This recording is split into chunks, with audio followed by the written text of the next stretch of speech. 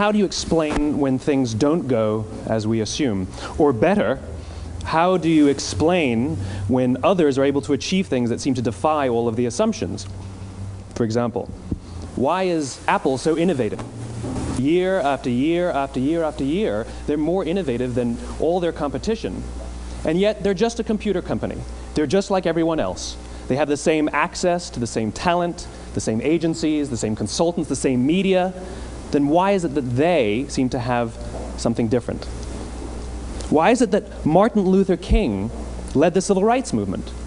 He wasn't the only man who suffered in a pre-civil rights America, and he certainly wasn't the only great orator of the day. Why him?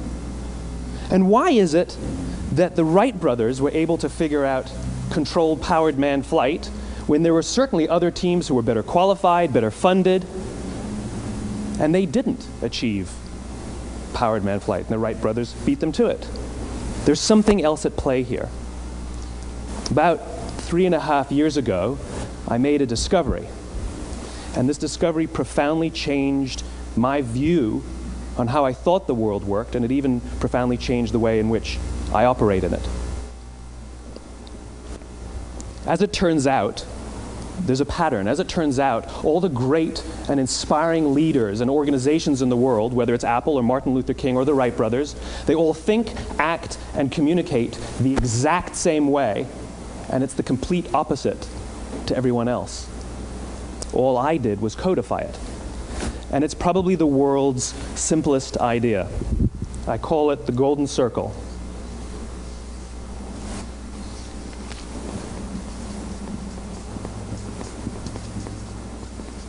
Why, how, what?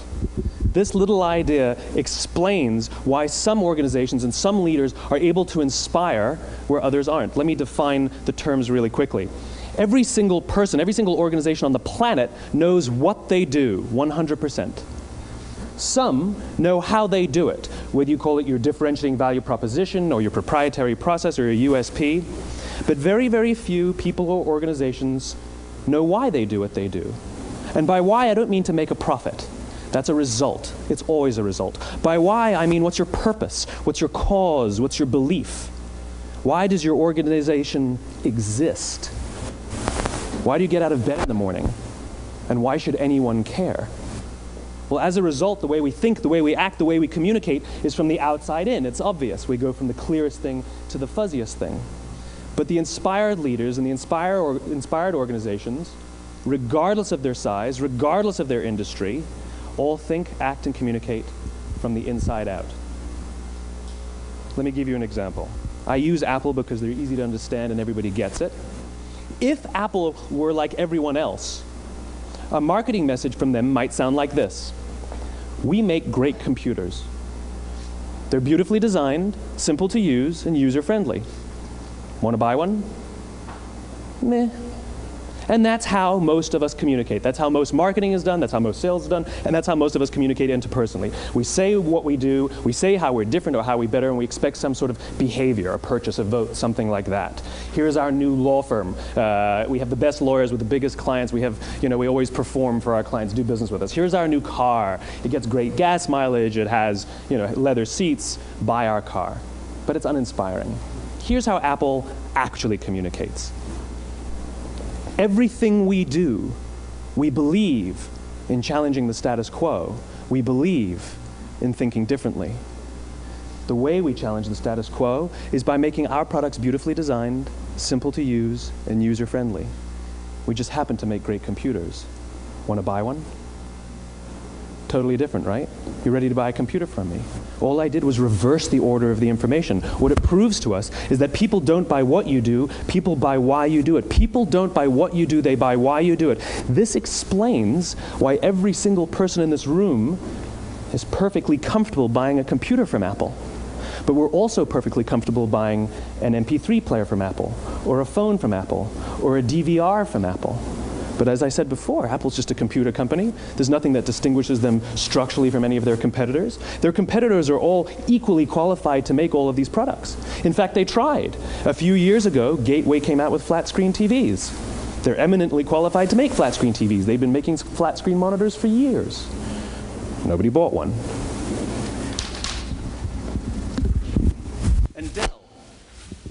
Dell came out with MP3 players and PDAs. And they make great quality products, and they can make perfectly well-designed products, and nobody bought one. In fact, talking about it now, we can't even imagine buying an MP3 player from Dell. Why would you buy an MP3 player from a computer company? But we do it every day. People don't buy what you do, they buy why you do it. The goal is not to do business with everybody who needs what you have. The goal is to do business with people who believe what you believe. Here's the best part. None of what I'm telling you is my opinion. It's all grounded in the tenets of biology, not psychology, biology. If you look at a cross-section of the human brain, looking from the top down, what you see is the human brain is actually broken into three major components that correlate perfectly with the golden circle. Our newest brain, our Homo sapien brain, our neocortex, corresponds with the what level. The neocortex is responsible for all of our rational and analytical thought and language.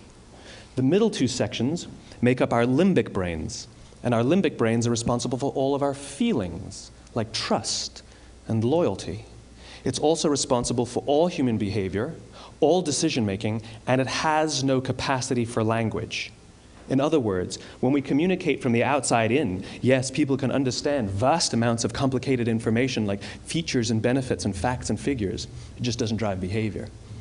When we communicate from the inside out, we're talking directly to the part of the brain that controls behavior, and then we allow people to rationalize it with the tangible things we say and do.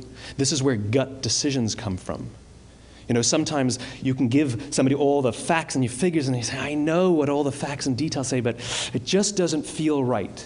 Why would we use that verb? It doesn't feel right. Because the part of the brain that controls decision-making doesn't control language. And the best we can muster up is, I don't know, it just doesn't feel right. Or sometimes you say you're leading with your heart, or you're leading with your soul. Well, I hate to break it to you, those aren't other body parts controlling your behavior. It's all happening here in your limbic brain, the part of the brain that controls decision-making and not language. But if you don't know why you do what you do, and people respond to why you do what you do, then how will you ever get people to vote for you or buy something from you, or more importantly, be loyal and want to be a part of what it is that you do? Again, the goal is not just to sell people who need what you have. The goal is to sell to people who believe what you believe. The goal is not just to hire people who need a job. It's to hire people who believe what you believe. I always say that, you know, there's, if you hire people just because they can do a job, they'll work for your money. But if you hire people who believe what you believe, they work for you with blood and sweat and tears. And nowhere else is there a better example of this than with the Wright brothers. Most people don't know about Samuel Pierpont Langley. And back in the early 20th century, the pursuit of powered man flight was like the .com of the day. Everybody was trying it. And Samuel Pierpont Langley had what we assume to be the recipe for success. I mean, even now, you ask people, why did your product or why did your company fail? And people always give you the same permutation of the same three things. Undercapitalized, the wrong people, bad market conditions. It's always the same three things. So let's explore that. Samuel Pierpont Langley was given $50,000 by the War Department to figure out this flying machine. Money was no problem. He held a seat at Harvard and worked at the Smithsonian and was extremely well connected. He knew all the big minds of the day. He hired the best minds money could find, and the market conditions were fantastic. The New York Times followed him around everywhere, and everyone was rooting for Langley. And how come we've never heard of Samuel Pierpont Langley? A few hundred miles away in Dayton, Ohio, Orville and Wilbur Wright.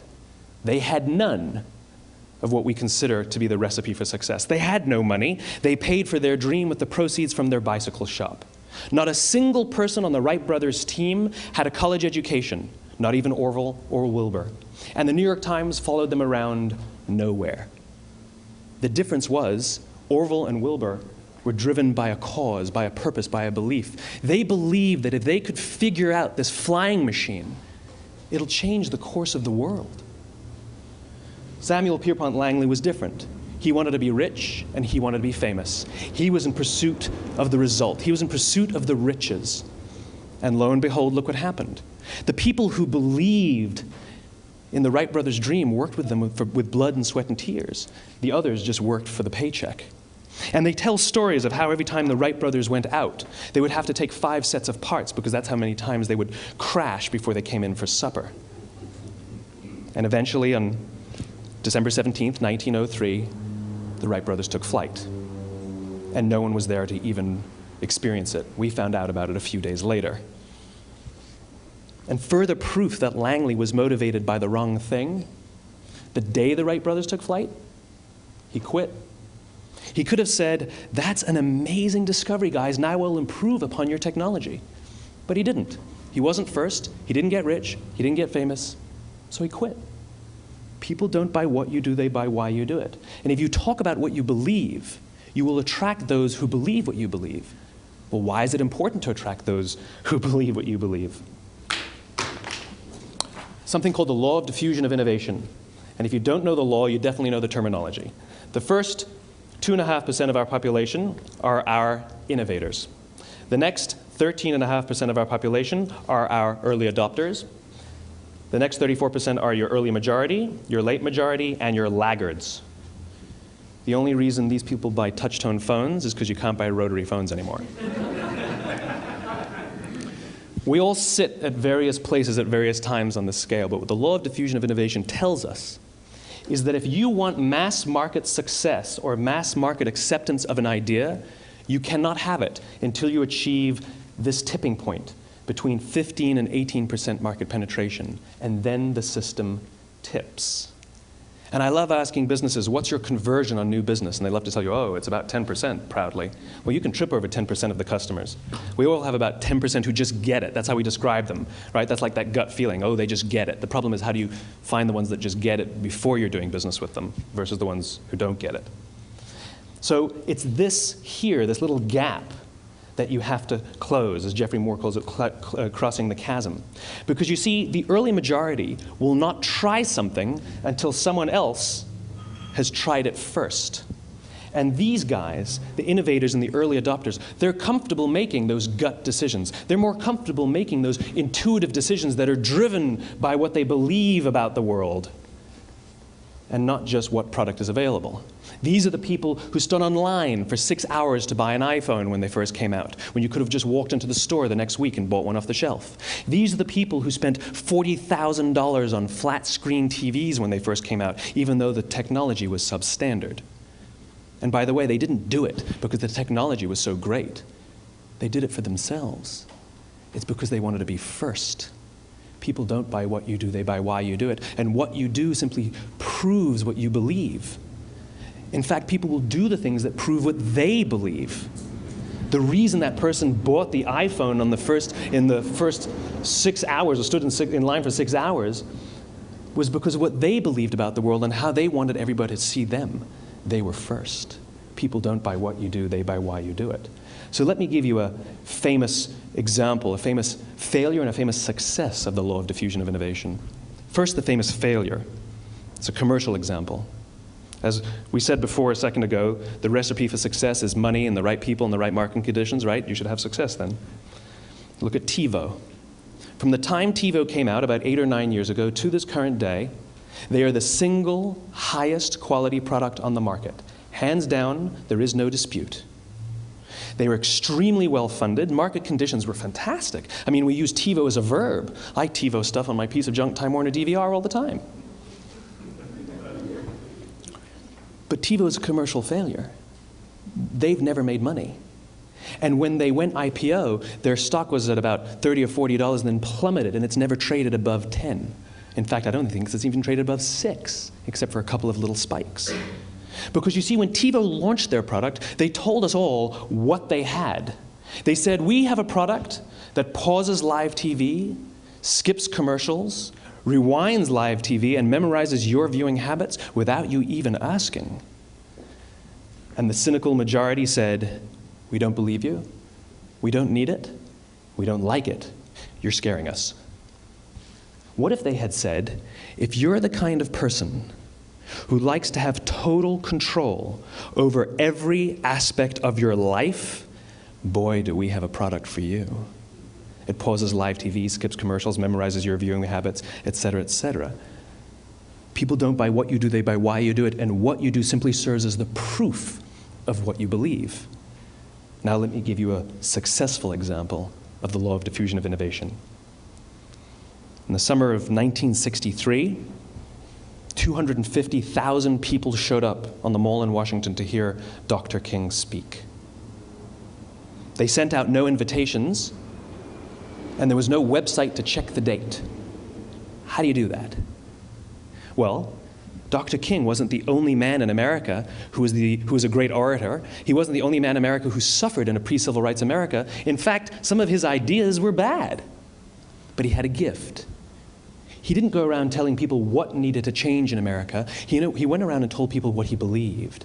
I believe, I believe, I believe, he told people. And people who believed what he believed took his cause and they made it their own, and they told people. And some of those people created structures to get the word out to even more people. And lo and behold, 250,000 people showed up on the right day, on the right time to hear him speak. How many of them showed up for him? 0. They showed up for themselves. It's what they believed about America that got them to travel on a bus for 8 hours to stand in the sun in Washington in the middle of August. It's what they believed, and it wasn't about black versus white. 25% of the audience was white. Dr. King believed that there are 2 types of laws in this world, those that are made by a higher authority and those that are made by man.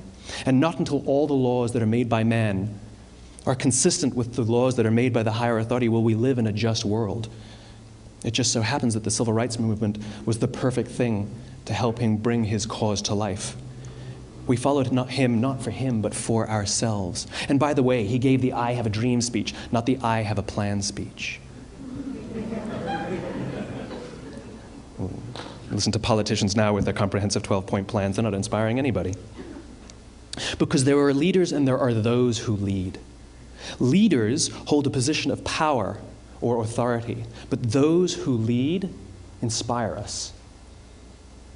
Whether they're individuals or organizations, we follow those who lead, not because we have to, but because we want to. We follow those who lead, not for them, but for ourselves. And it's those who start with why that have the ability to inspire those around them or find others who inspire them. Thank you very much.